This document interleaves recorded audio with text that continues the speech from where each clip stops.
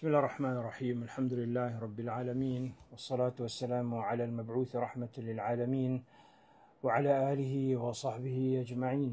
Amma ba'd mga kapatid sa Islam, mga kababayan, mga minamahal kong masugid na sumusubaybay sa page New Muslim Academy Philippines. Assalamu alaikum wa rahmatullahi wa barakatuh. Ito po ang part 5 o ikalimang yugto ng pag-aaral natin patungkol sa tafsir qisar as-suwar fil Quran Karim o pagpapaliwanag natin sa mga maiiksing sura na nakasaad sa Quran Karim na kung saan sa pagkakataong ito ay ating bibigyan ng pagpapaliwanag at kukunin natin ang mga aral na makukuha natin sa isang magandang sura sa Quran Karim at ito ay ang Suratul Ma'un. Ang Suratul Ma'un isa ito sa mga maiiksing sura sa Quran Karim na ang paksang tinatalakay sa sura na ito, ay ang pagbibigay sa atin ng Allah subhanahu wa ta'ala ng babala, pagpapaalala sa atin ng Allah subhanahu wa ta'ala na huwag nating ugaliin ang ugali ng mga taong makakapasok sa impyernong apoy. Dahil ang previous na mga sura sa Suratul Ma'un ay ganun din ang paksa nito. Yung mga ugali ng mga taong makakapasok sa nar, yung mga taong tumangging manampalataya sa Allah subhanahu wa ta'ala. Pero dito sa sura na ito, nagbanggit ang Allah subhanahu wa ta'ala ng iilang mga katangian ng mga makakapasok sa impyernong apoy na ugali nila pagdating sa pakikitungo nila sa Allah at pakikitungo nila sa mga nilalang ng Allah subhanahu wa ta'ala o mga kapwa nila tao. Pwede natin itong i-summarize ang mga ugaling binanggit dito ng Allah subhanahu wa ta'ala sa loob ng 5 pag-uugali na binanggit ng Allah subhanahu wa ta'ala sura na ito na lubhang napaka mapanganib at napakadelikado ng mga sifat na ito, ng mga ugali na ito na talagang ayaw ng Allah subhanahu wa ta'ala, hindi niya nagugustuhan ng mga pag-uugali ito. Number 1, ang hindi pagkilala, hindi pagpapakita ng maayos sa pakikitungo sa mga yatim. Pangalawa, ang hindi paghihikayat sa kawang gawa, pagbibigay ng charity, ang hindi pag-encourage sa iba na magbigay ng charity, isa ito sa mga ugali ng mga tao makakapasok sa impyernong apoy. Pangatlo, ang pagiging pabaya sa pagtaguyod ng sala. Pang-apat, ang pagpapakitang tao sa ibada, ang kawalan ng ikhlas, ng sincerity sa pagsamba sa Allah subhanahu wa ta'ala. Panglima, ang hindi pagtulong sa mga tao at hindi pag-aambag ng anumang kabutihan na makakatulong sa iba. So ang 5 na ito mga kapatid sa Islam ay binigyang diin ng Allah subhanahu wa ta'ala na dapat nating iwasan dahil ito ang mga dahilan na ikakapasok ng ibang mga tao sa impyernong apoy.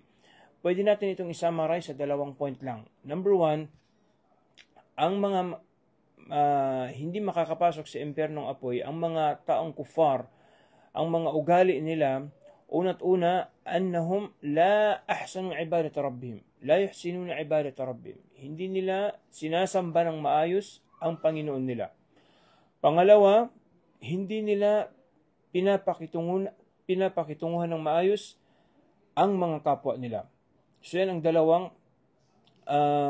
pag-uugali ng mga tao makakapasok sa impyernong apoy kung gusto natin itong i-summarize. Ang sura na ito, sura Makkiyah, ibig sabihin ito ay pinababa ng Allah subhanahu wa ta'ala sa Makkah. At basahin ko sa inyo ang sura, pagkatapos saka natin ito bigyan ng maikling pagpapaliwanag ayatan ba'da ayah o iisa-isahin natin yung mga talatang nakasaad dito. Tingin natin sa Allah subhanahu wa ta'ala na naway maging makabuluhan ang pagsasama natin sa gabi na ito at sana may mga aral tayong mapupulot bago magtapos ang pagsasama natin sa gabi na ito. A'udhu billahi minash shaitanir rajim. Bismillahir rahmanir rahim. Sinabi ng Allah subhanahu wa ta'ala, أرأيت الذي يكذب بالدين فذلك الذي يدع اليتيم ولا يحض على طعام المسكين فويل للمصلين الذين هم عن صلاتهم ساهون الذين هم يراءون ويمنعون الماعون. Inumpisahan ng Allah subhanahu wa ta'ala, mga kapatid, ang sura na ito sa pamagitan ng pagbibigay niya ng isang question, ng isang tanong. At sinabi niya, Ara'ayta alladhi yukadhibu biddin. Ibig sabihin, nakita mo ba ang isang nagtatakwil hinggil sa yawmiddin, hinggil sa huling araw, hinggil sa araw ng pagbabayad. Dahil ang huling araw, isa sa mga pangalan niya, Yawmuddin, bima'na Yawmul Jaza, araw ng pagbabayad. Bawat isa ay magbabayad doon sa kabilang buhay. Kagaya rin ito ng sinabi ng Allah subhanahu wa ta'ala, Maliki Yawmiddin. Every time tayo magsala, binabasa natin ang Yawmuddin. Sinasabi natin, Maliki Yawmiddin. Ang Allah subhanahu wa ta'ala, siya ang maghahari sa araw na ang bawat isa ay babayaran niya kung ano yung ginawa niya dito sa mundo. Ganun din sinabi ng Allah subhanahu wa ta'ala, وَمَا أَدْرَاكَ مَا يَوْمُ الدِّينِ ثُمَّ مَا أَدْرَاكَ مَا يَوْمُ الدِّينِ يَوْمَ لَا تَمْلِكُ نَفْسٌ لِنَفْسٍ شَيْئًا وَالْأَمْرُ يَوْمَئِذٍ لِلَّهِ. Marami pang verses sa Quran ang binanggit ng Allah subhanahu wa ta'ala doon ang patungkol sa Yawmuddin. Ang point natin dito, ang Yawmuddin, ibig sabihin araw na ang bawat isa ay pagbabayaran niya kung ano yung utang niya dito sa ibabaw ng mundo. Utang niya sa Allah o utang niya sa kapwa niya tao. Sinabi ng Allah subhanahu wa ta'ala, wa inna ad-dina lawaqi'. Katotohanan, ang araw ng pagbabayad ay tiyak na mangyari. So yan ang pambungad na binanggit ng Allah subhanahu wa ta'ala sa sura na ito, Ara'ayta alladhi yukadhibu biddin. Hindi mo ba nakikita, o Muhammad, bagamat si Propeta Muhammad ang tinatalakay ng Quran, subalit ang khitab ay para pa rin ito sa lahat. Hindi ito exclusive lang kay Propeta Muhammad sallallahu alaihi wasallam. Dahil kung ano yung letter na in-address ng Allah kay Propeta Muhammad sallallahu alaihi wasallam, ano yung message kay Propeta Muhammad sallallahu alaihi wasallam, message yun para sa lahat. Al-ibratu bi'umumi al-lafz la bi khusus as-sabab. Isa itong qaida na dapat nating paniwalaan na anumang mensahe ng Allah kay Propeta Muhammad sallallahu alaihi wasallam, mensahe ito para sa lahat. So ang Allah subhanahu wa ta'ala ay binanggit niya ang patungkol sa mga taong hindi nananampalataya sa Allah subhanahu wa ta'ala, hindi naniniwala sa Allah subhanahu wa ta'ala, tumangging manampalataya sa Allah. Pagkatapos nito, binanggit niya mga katangian nila. Ano yung mga katangian ng mga sila na walang pananampalataya sa Allah subhanahu wa ta'ala? Una, sinabi ng Allah subhanahu wa ta'ala, فَذَلِكَ الَّذِي يَدُعُّ الْيَتِيمِ. Siya ang isang nagtataboy sa mga ulila ng may kalupitan. Isa sa katangian ng mga walang pananampalataya, hindi nila nirerespeto, hindi nila pinapahalagahan ang yatim. Ibig sabihin, tinataboy nila. Pinagtatabuyan nila, malupit sila sa pakikitungo nila sa mga yatim, sa mga ulila. Ang tanong, sino ang yatim? Sinong kinukonsidered na ulila, na orphan sa Islam? Lahat ba ng namatay ang magulang niya ulila? Ang definition ng yatim sa Islam, huwa alladhi huwa man mata abuhu wa huwa duna sinil bulugh. Lahat ng namatay ang tatay niya, lahat ng namatay ang tatay niya bago pa man niya inabot ang adultery, yung age na makonsidered na siyang baligh na siya o adult na siya. At yung bulugh sa Islam, hindi yung ma-reach na ng isang tao ang 18 years old, yung tinatawag na ng dibo na. La. Magiging baligh, magiging binata at dalagang isang tao kapag lumabas na yung mga sign na sila ay dalaga at binata na. Ang babae kapag may regla na, ang lalaki kapag nilabasan na. Ganon din kapag may tumubo ng buhok sa masailang bahagi ng katawan, o di kaya kapag ganap na yung 15 taong gulang ng isang tao. So ito yung mga sign na baligh ng isang tao. At kapag namatay ang tatay ng sinumang bata before siya naging baligh, ang tawag sa kanya ay yatim, isa siyang ulila. Na kung saan ang Islam ay nagbigay ng pagpapahalaga sa mga ulila. Ang Rasul sallallahu alaihi wasallam sinabi niya sa isang hadith, "Ana wa kafirul yatim kahataini fil jannah." Ako, sabi ng Rasul sallallahu alaihi wasallam, at saka ang taong nag-aaruga, nagpapahalaga sa yatim, ay ganito kami sa loob ng paraiso. Ibig sabihin, magkalapit sila sa Jannah. Ibig sabihin, papapasukin siya ng Allah subhanahu wa ta'ala sa paraiso pagdating niya sa kabilang buhay. فَذَلِكَ الَّذِي يَدُعُّ الْيَتِيمِ. So, ang yatim, nakuha natin, ang ibig sabihin nito ay yung taong namatay ang kanyang tatay bago siya nagbinata. O di kaya naging dalaga o bago siya naging baligh. Kailan pwedeng tawagin ng isang tao na yatim? Hanggang kailan? Sabi ng mga ulama, ang katawagan na yatim ang tao, mananatili yun sa kanya hanggang sa siya ay maging binata o di kaya dalaga na. Ibig sabihin, kapag namatay ang magulang ng isang bata, samantalang 10 years old pa lang siya, hindi pa siya baligh, pwede mo siyang tawagin na yatim, na isang orphan, hanggat sa hindi pa siya nagbibinata. Kapag baligh na siya, khalas, hindi na siya binata, hindi na siya yatim. Sinabi ng Rasul sallallahu alaihi wasallam sa isang hadith na naiulat ni Imam Abu Dawud, ang hadith na ito, sinabi ni Imam Albani, sahih, la yutma ba'da ihtilam. Ibig sabihin, wala nang makonsidered pa na yatim pagkatapos yung naging binata o di kaya dalaga. Ibig sabihin, kapag namatay ang magulang mo, after mong naging 15 years old, namatay ang tatay mo, after na naging binata at dalaga ka na. So, sa ganitong sitwasyon, hindi ka na makonsidered na yatim. Ano ibig sabihin nito? Kung halimbawa, merong nagbigay ng wakaf sa lugar ninyo, sinabi niya, ang lahat ng kita ng business ko na ito ay sadaka sa lahat ng yatim. Sadaka sa lahat ng mga yatim. Wala kang karapatan na mag-claim doon, wala kang karapatan na pumunta sa mahkama syariya, sa Sharia court, sabihin mo, dapat bigyan ako ng foundation na ito ng zakah dahil sa ako isang yatim. Samantalang namatay ang tatay mo, after mo lang naging binata, wala ka ng karapatan pa. Pero kung namatay ang tatay mo before ng age ng pagiging baligh mo, doon may karapatan ka mag-claim ng hak mo sa isang nagbigay ng wakaf para sa mga yatim. So mahalagang malaman natin kung sino ang yatim at kung hanggang kailan pwedeng tawagin ng isang tao na siya ay yatim. So yan mga kapatid sa Islam, ang isang katangian ng mga taong binanggit ng Allah subhanahu wa ta'ala na makakapasok sa udikan ng mga taong kufar, ugali ng mga taong walang pananampalataya sa Allah subhanahu wa ta'ala, hindi nila binibigyan ng halaga ang mga ulila. Pinagtatabuyan nila sila. Pagkatapos, ang pangalawang katangian nila ng mga kufar na binanggit ng Allah sa surah na ito, sinabi niya, wala yahuddu ala ta'amil miskin. Ibig sabihin, hindi sila naghihikayat sa pagpapakain sa mga dukha, sa mga pulubi. Magkaiba ang definition ng yatim sa mga dukha.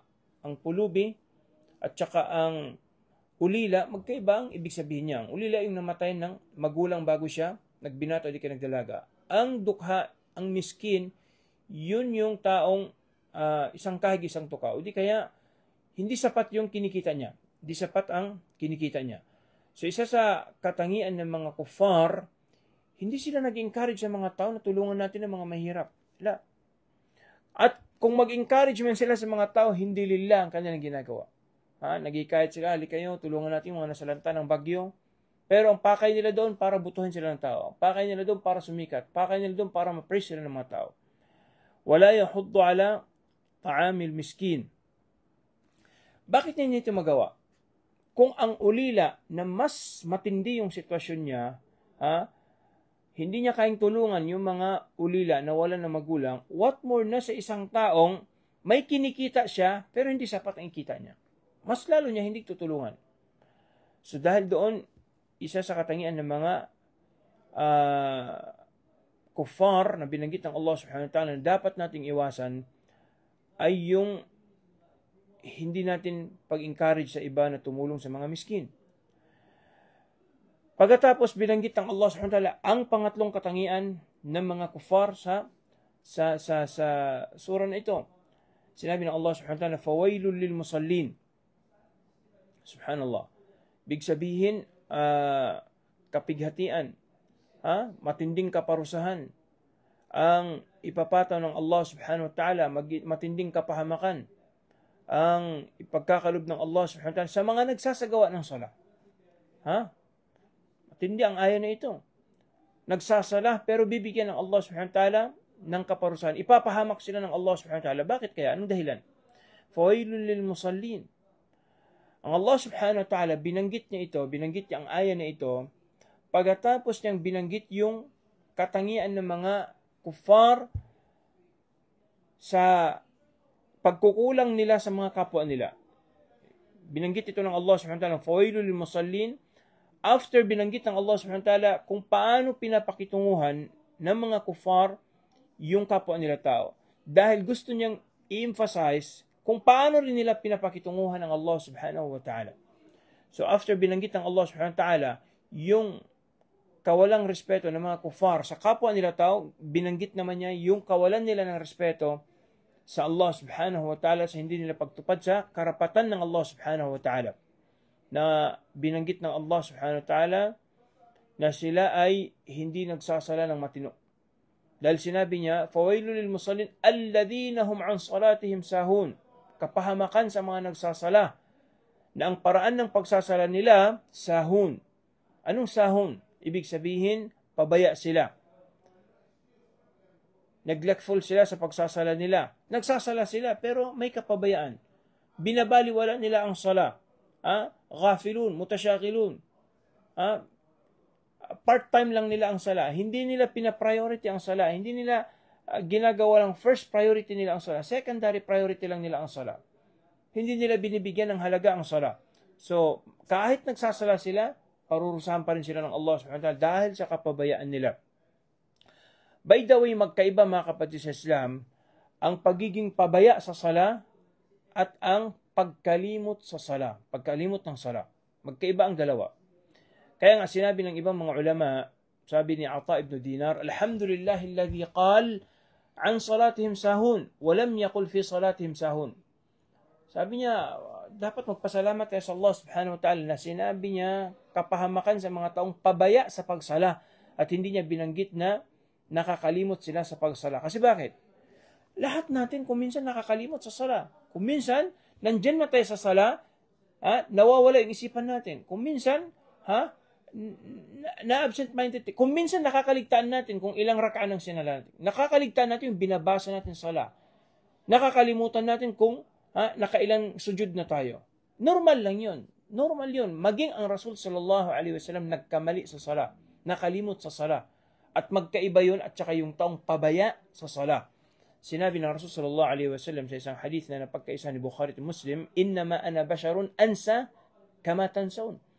Isa lang akong hamak na tao na kagaya ninyo.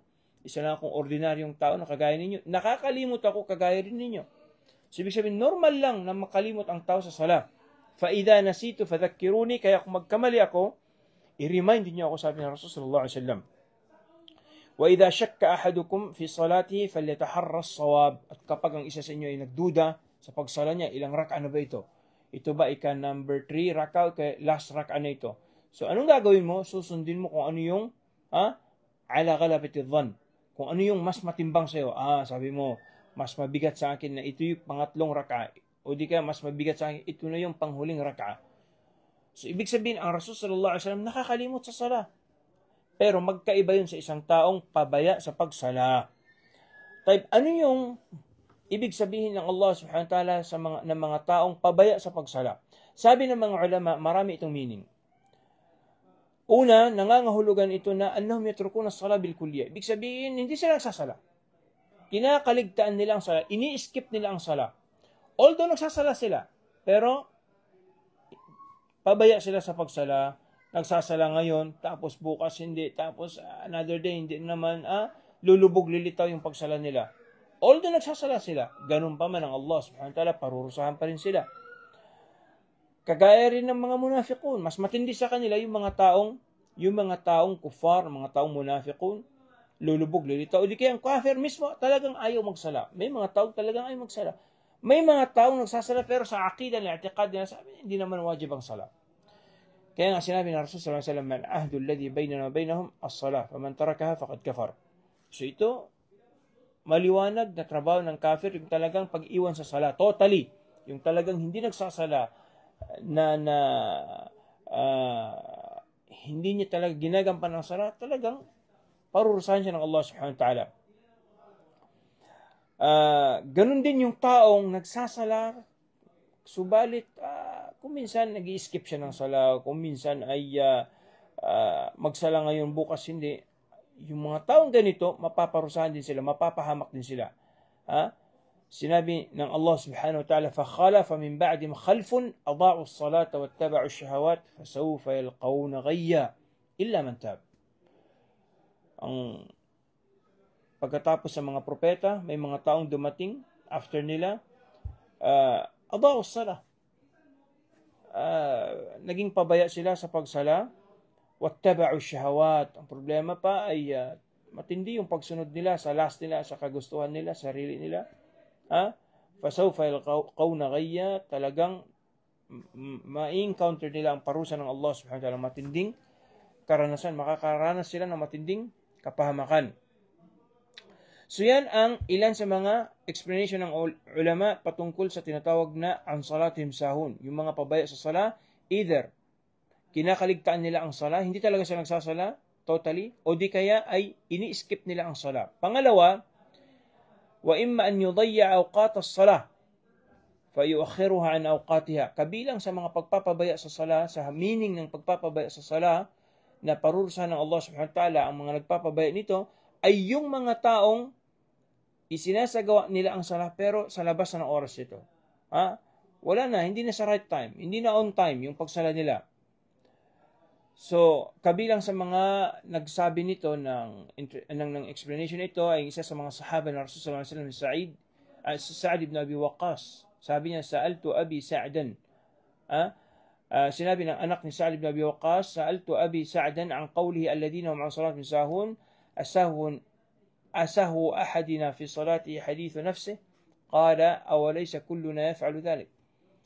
Sabi niya, tinanong kong tatay ko kung yung tinatawag na pabaya sa sala, yung ba sabi niya yung nagiging absent-minded tayo sa sala? Sabi niya, lahat natin ay nararanasan niyang pagiging absent-minded sa sala.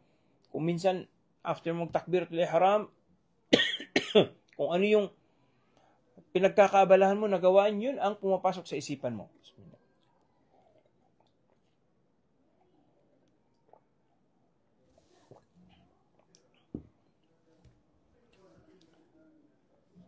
Subalit sabi ni Sa'd ibn Abi Waqqas, tarkuhu as-salah fi mawaqitiha. Ang ibig sabihin ng sahu sa sala, pagpapabaya sa sala, yung isasagawa mo ang sala sa labas na ng oras ito, hindi na on time. Pagsala ka ng Fajar, alas 7 na, halimbawa. Magsala ka ng Dhuhr sa oras na ng Asar. Magsala ka ng Asar sa oras na ng Maghrib. Magsala ka ng Maghrib sa oras na ng Isha. Hindi na on time ang sala mo.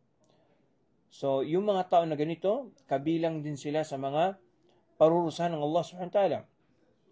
Kabilang din sa ibig sabihin ng as-sahu anis sala, ibig sabihin yung pagpapabaya sa sala, wa imma bi tadyi'i arkaniha wa shurutiha wa wajibatiha. Kabilang sa explanation ng mga ulama sa pagiging pabaya sa sala ay yung hindi pagtupad sa mga required sa sala. Hindi maayos ang pagwudu niya, hindi maayos ang pagharap niya sa qibla, hindi maayos ang pagtatakip niya ng kanyang aura. Ganun din, hindi niya binabasa yung mga adhkar sa sala. Hindi niya binabasa ng maayos ang Surah Al-Fatiha. Hindi niya pinag-aaralan kung ano yung mga binabasa sa sala. Hindi niya ginagawang kumpleto yung pagruku, yung pagsujud. Basta lang makaruku, na parang para siyang manok na tumutuka lang, ganun. Hindi niya binibigyan ng halaga ang sala. Pang-apat, wa imma an la yubali bi huduri qalbi. Kabilang sa explanation ng mga ulama na pagpapabaya sa sala ay yung absent-minded ang tao. Ibig sabihin, hindi ka nakafocus sa sala. Hindi ka nakafocus sa sala. Wala kang concentration sa sala. Ang focus mo, yung business mo, pamilya mo, yung problema mo sa dunya, kabilang din yun sa mga tao na Allah subhanahu wa ta'ala ay sinita sila. Na hindi magugustuhan ng Allah subhanahu wa ta'ala. So yan ang kabilang sa mga katangian ng mga tumangging manampalataya sa Allah subhanahu wa ta'ala. Nagsasala sila, subalit sila ay mga pabaya sa sala. Pangatlo, alladhina hum yura'un. Isa sa katangian nila, sila ay lantaran ang pagsagawa nila ng ibada. Subalit, gumagawa sila ng ibada na nakikita ng mga tao, subalit ang intention nila doon ay para ma-praise sila, para ma-appreciate sila, para mapansin sila ng mga tao. Gusto nila ng maraming pupuri sa kanila. Nandun sa kanila tinatawag na riya. Ibig sabihin, magaling sila magpakita ng gawaing pagsamba sa Allah subhanahu wa ta'ala, pero deep inside ay ang hinahangad nila ay ang kapurihan mula sa mga tao. So isa ito sa mga katangian ng mga walang pananampalataya sa Allah subhanahu wa ta'ala na binanggit niya dito sa surah na ito. Ganon din pang-apat na katangian ng mga walang pananampalataya sa Allah subhanahu wa ta'ala na binanggit niya sa surah na ito, yung sinabi ng Allah subhanahu wa ta'ala, وَيَمْنَعُونَ الْمَعُونَ. Ibig sabihin, ipinagkakait nila ang kaunting tulong sa kapwa nila. Sabi ni Ibn Mas'ud, يَمْنَعُونَ إِعَارَةَ مَا يُنْتَفَعُ بِإِعَارَتِهِ مِنَ الْآنِيَةِ. Ibig sabihin, ipinagkakait nila yung simpleng mga bagay. Hindi nila ipinapahiram yung simpleng bagay lang na pwedeng pakinabangan ng iba. Sabi ni Ibn Mas'ud, kagaya sabi niya ng addalo, mga balde, palanggana, yung mga pang-araw-araw na kagamitan ng mga tao. Al-fa'as, halimbawa, yung kapag magbiyak ka ng kahoy, anong ginagamit natin? Yung axe, nagagamit tayo ng itak, nagagamit tayo ng ano pa man, o di kaya kaldero, o ano pa mang utensils na ginagamit natin sa bahay. Kapag ipinagkait mo yan, ibig sabihin nagkaroon ka ng katangian ng mga kuffar. Sinabi ni Ibn Mas'ud, kunna na'uddu al-ma'un ala ahdi Rasulullah sallam ad-dalu wal-fa'su wal-qidr. Ang isa sa mga nagbigay ng ganitong interpretation o explanation sa ayan na ito ay yung sinabi ni Ibn Mas'ud na kinukonsider nila na ang pagtangging magpahiram ng mga mahalagang bagay ay yung hindi mo pagpapahiram ng balde sa bahay, di kaya ng mga utensils yan, mga garapon, o di kaya mga faas, mga axe, o di kaya mga kaldero sa bahay. Sabi ni Ibn Kathir rahimahullah, la ahsanu ibadata rabbihim wa la ahsanu ila khalqihi wala bi'arati ma yuntafa'u bihi wa yusta'anu bihi ma'a baqa'i 'ainihi wa ruju'ihi ilayhim. Ang problema, sabi ni Ibn Qayyim, sa mga kuffar, hindi na sila maayos sa pakikitungo nila sa Allah, hindi na nila sinamba ng maayos ang Allah subhanahu wa ta'ala. Ang problema pa nila, la ahsanu ila khalqihi, maging sa mga nilalang ng Allah subhanahu wa ta'ala, mga kapwa nila, hindi rin maayos ang pakikitungo nila. Samantalang ang ariya, yung pagpapahiram ng mga simpleng bagay sa iba, ay isa ito sa mga in-encourage ng Islam. Huwag kang kuripot, huwag kang maging maramot sa iba. Kung merong humiram sa iyo ng ballpen, merong humiram sa iyo ng ano-ano pa man, ipahiram mo, as long as wala namang mabawas sa iyo, wala namang mawawala sa iyo. So yan, mga kapatid sa Islam, ang mga maikling explanation natin sa surah na ito. Subalit ang surah na ito, mga kapatid sa Islam, kung ating pagmamasdan, kung ating pag-aaralan, naglalaman ito ng napakaraming mga aral.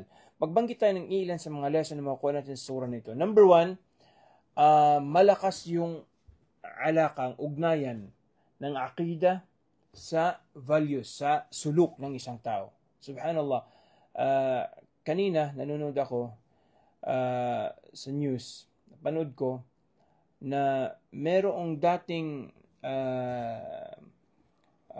chief ng ombudsman ang nagsalita na sabi niya, kung gusto nating tuldukan ang corruption sa bansa natin, ay tungkulin natin na itarbiya yung mga kabataan natin na magkaroon sila ng religious consciousness. Yung naintindihan ko sa sinabi niya, kailangan, sabi niya, ituro natin from elementary level pa lamang sa mga kabataan na yung values nila, yung pag-uugali nila, dapat related ito sa Panginoon, sa religion, sa Allah subhanahu wa ta'ala. Ibig sabihin, kahit na walang nagbabantay sa kanila, kahit walang ombudsman, kahit walang pulis, walang NBI na nagbabantay sa kanila, ay nandyan ang takot nila sa Allah subhanahu wa ta'ala. Ha? Ito yung pinakamalaking dahilan, mga kapatid, ng corruption sa atin. Ha? Dahil sa walang akida, walang iniisip ang mga tao na meron pang kabilang buhay, meron pang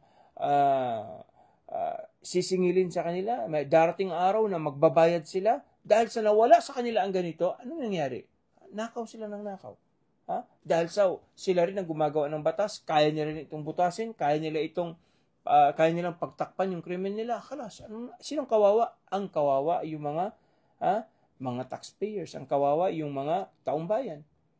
Kinukurakot yung mga pera nila kasi nga dahil sa kawalan ng akida. So ang Allah subhanahu wa ta'ala sa sura na ito, binanggit niya ang patungkol sa paniniwala sa kabilang buhay. Sa kanya binanggit ang patungkol sa masamang pag-uugali ng mga taong hindi maayos makitungo sa mga kapwa nila. فَذَلِكَ الَّذِي يَدُعُّ الْيَتِيمِ, yung mga taong hindi nila nirerespeto ang mga ulila, ang mga yatim. وَلَا يَحُضُّ عَلَى طَعَامِ الْمِسْكِينِ فَوَيْلُ لِلْمُصَلِّينَ الَّذِينَ مِنْ صَلَاتِهِمْ سَاهُونَ الَّذِينَ يُرَاءُونَ وَيَمْنَعُونَ الْمَاعُونَ. Lahat nito yung mga ugali ng mga taong masama ang pag-uugali nila. Kailan binanggit ng Allah? After niya binanggit ang patungkol sa al-iman bil yawmil akhir, ang patungkol sa pananampalataya sa kabilang buhay. So, ibig sabihin, the more na ang isang tao lumalalim yung pananampalataya mo sa kabilang buhay, lalo rin gumaganda yung pakikitungo mo sa iba. Ha? Hindi pwede na maayos ang akida mo tapos masamang ugali mo. Kailangan kung maayos ang akida mo, maayos ang pakikitungo mo sa magulang mo.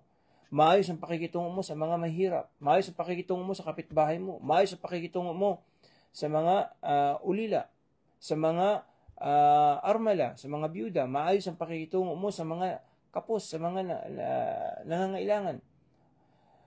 Hindi pwedeng sabihin mo ang mahalaga akida pagkatapos masamang ugali mo. Kailangan ang dalawang ito ay balance silang dalawa. Ganon din kabilang sa mga fawaid at aral na makukuha natin sa surah na ito, mga kapatid sa Islam, khuturatu muamalatil aitam. Ibig sabihin, napakadelikado ng pagiging masama ng isang tao sa pakikitungo niya sa mga yatim. Kung ang Allah subhanahu wa ta'ala, sinita niya, kinamuhian niya yung mga taong hindi maayos yung pakikitungo niya sa mga yatim, what more na sa isang tao na sinasamantala niya yung mga yatim. Binibenta sila o di kaya ang iba ay, subhanallah, inuutusan silang gumawa ng krimen. Ang iba ay kinukuha yung mga property nila. Porke namatay na yung magulang nila, sabi niya, yung lupa ng tatay ninyo, ako nang mag-harvest ng pananim niya. Yung sasakyan ng magulang ninyo, sa akin na. Lahat ng property niya, sa akin na. Inaangkin niya hindi sa kanya, na dapat mapunta yan sa mga ulila. Kaya ang Allah subhanahu wa ta'ala, matindi ang galit niya sa mga taong ganitong ugali niya. Sinabi ng Allah, innal ladhina yakuluna amwalal yatama بظلم إن الذين يأكلون أموال اليتامى ظلما إنما يأكلون في بطونهم نارا. Ang mga tao na sinasamantala nila yung mga kayamanan, pagmamayari ng mga yatim, ng mga ulila, katotohanan ang kinakain nila, pinapasok nila sa mga bituka nila ay walang iba kung hindi impyerno. Wasayaslawna sa'ira, at tiyak na tiyak sila ay makakapasok sa impyernong apoy. So dahil dyan ang Islam ay talagang nagbigay ng pagpapahalaga, ng pagkilala sa karapatan ng mga ulila. So bago magmayabang yung mga nagsasabi sa na karapatang pantao, ng mga human rights, na sila daw yung naunang, sila daw nagpapahalaga sa karapatang pantao, ang Islam ang nauna. Ang Allah subhanahu wa ta'ala hindi lang ilang verses, bagkus umaabot, sabi ng mga ulama, ng 20 na aya, mahigit kumulang 20 mga verses sa Quran ang tumutukoy patungkol sa kahalagahan ng mga yatim. Isa dito ang sinabi ng Allah, "Yas'alunaka 'anil yatama, kul islahul lahum khair." Kapag tatanungin kanila Muhammad patungkol sa mga ulila, sabihin mo na ang maayos sa pakikitungo sa kanila ay khair. Napakabuti nito. Wa in tukhalituhum fa ikhwanukum wallahu ya'lamul mufsida minal muslih.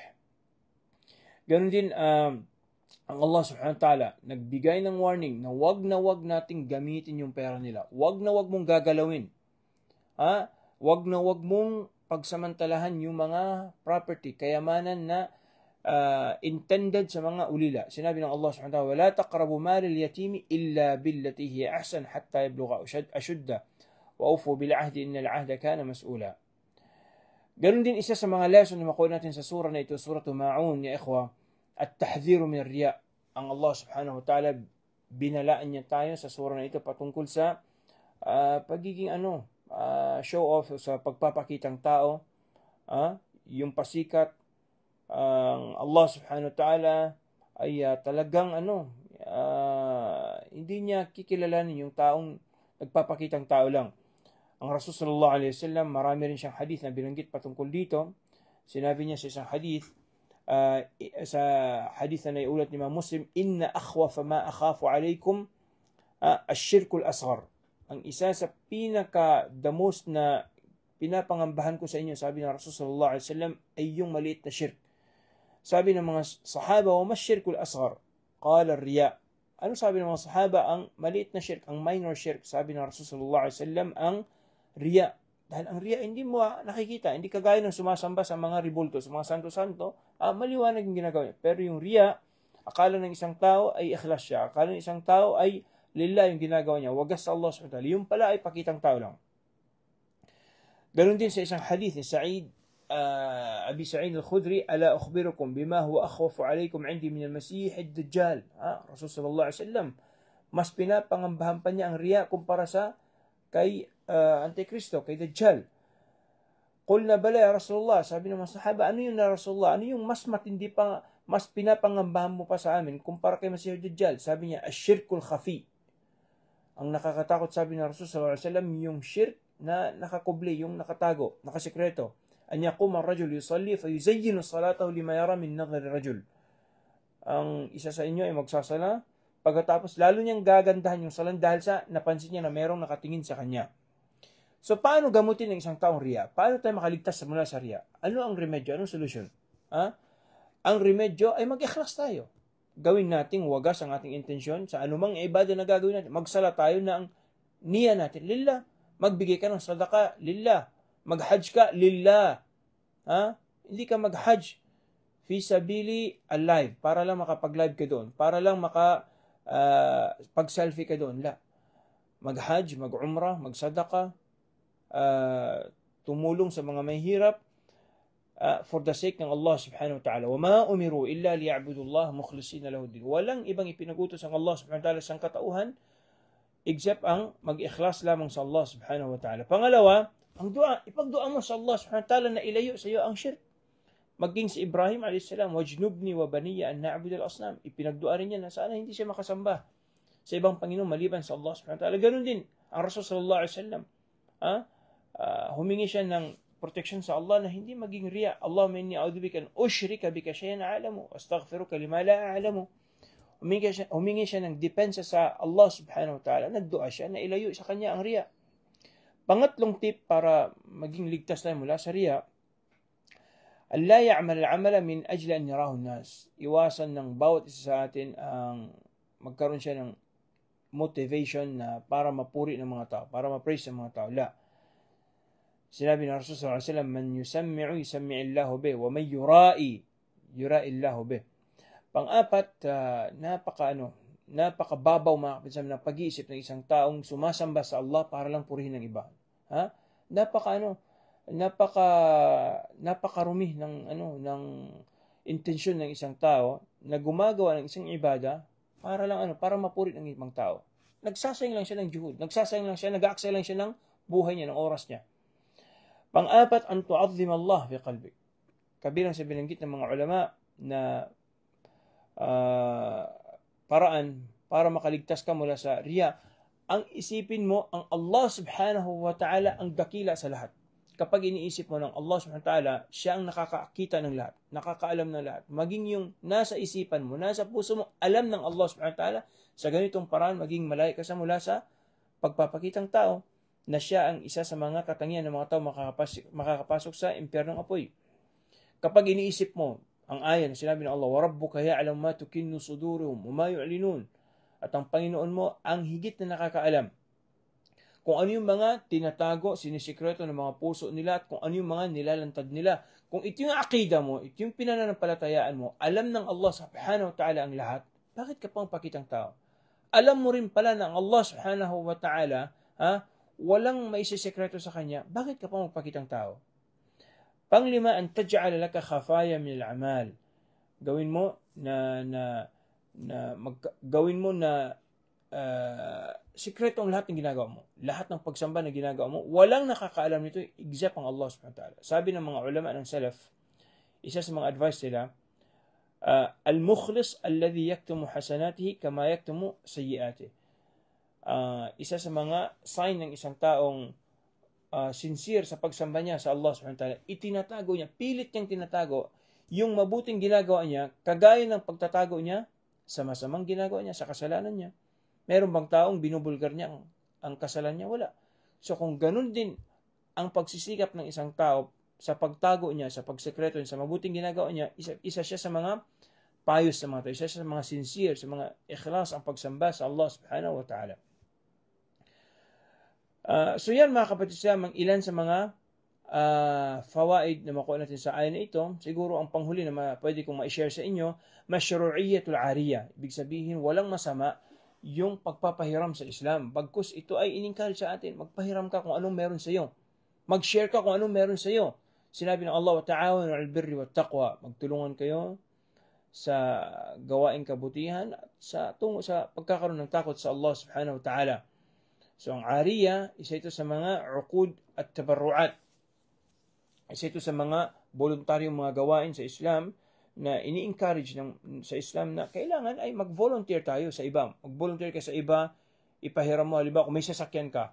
Tapos mayroong mga brothers na kailangan nila ng sasakyan pagdadalhan ng bangkay papunta sa libingan. So magpahiram ka. Halimbawa niya ay may extra kang bahay, tapos may mga tao na sinalanta ng ang bahay nila. Wala silang material, magpahiram ka. Merong mga tao walang masuot, magpahiram ka. Ganon din, may mga tao walang makain, mamigay ka.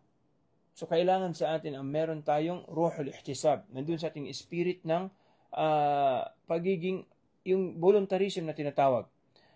Ganon din lahat ng kabutihan, maging sa ilm, huwag kang maramot, maging sa knowledge, huwag kang maging kuripot sa knowledge, huwag kang magtipid. Kung merong nag-imbita sa iyo na wala namang madarra, wala namang mafsada sa pagdalo mo, wala namang bid'a, wala namang haram, khalas, huwag kang magkait ng panahon. Huwag kang maging maramot. Ganon din sa knowledge, kung knowledgeable ka sa Islam, ay mag-share ka ng knowledge na alam mo. Huwag ka lang mag-share ng bagay na hindi mo alam. Huwag ka lang din magpanggap na may alam ka samantalang wala kang alam. Yun ang mahirap. So, sa Islam, in-encourage sa atin ang maging matulungin. In-encourage sa atin sa Islam ang maging helpful tayo sa iba. Sinabi ng Rasul sallallahu alaihi wasallam sa isang hadith na inulit ni Muslim, Wallahu fi auni al-'abd, ma kana al-'abdu fi auni akhi. Allah alam kung Sahih Muslim ito di ka sa Sunan Abi Dawud.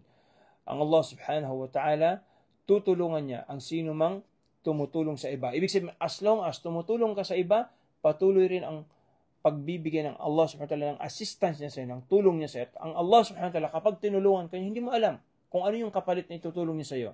Nagtulong ka sa isang taong nasalanta ng bagyo. Ng isang taong nasa evacuation center. Tinulungan mo siya. Sinabi sa kanila, lumabas kayo dyan. Dito kayo sa bahay ko manirahan. Pansamantala. Meron akong isang boarding house, i-occupy na ninyo. Hindi mo alam ano yung magiging kapalit. Wallahu fi auni al-'abd, ma kana al-'abdu fi auni akhi. Hingin natin sa Allah subhanahu wa ta'ala, mga kapatid sa Islam, na mabilang tayo sa mga taong wagas ang pagsamba nila sa Allah subhanahu wa ta'ala, mamatay tayo sa tauhid. Hingin natin sa Allah subhanahu wa ta'ala na mabuhay tayo sa tauhid at mamatay rin tayo sa tauhid. Hingi natin sa Allah subhanahu wa ta'ala na ilayo tayo mula sa shirk. Allahumma inna na'udhu bika an nushrika bika shay'an na'lamu wa nastaghfiruka lima la na'lamu. اللهم ارزقنا فعل الخيرات وترك المنكرات وحب المساكين وإذا أردت بعبادك فتنة فاقبضنا إليك غير مفتونين. اللهم أصلح لنا ديننا الذي هو عصمة أمرنا وأصلح لنا دنيانا التي فيها معاشنا واجعل الحياة زيادة لنا في كل خير والموت راحة لنا من كل شر. وصلى الله وسلم على نبينا محمد وعلى آله وصحبه أجمعين والحمد لله رب العالمين.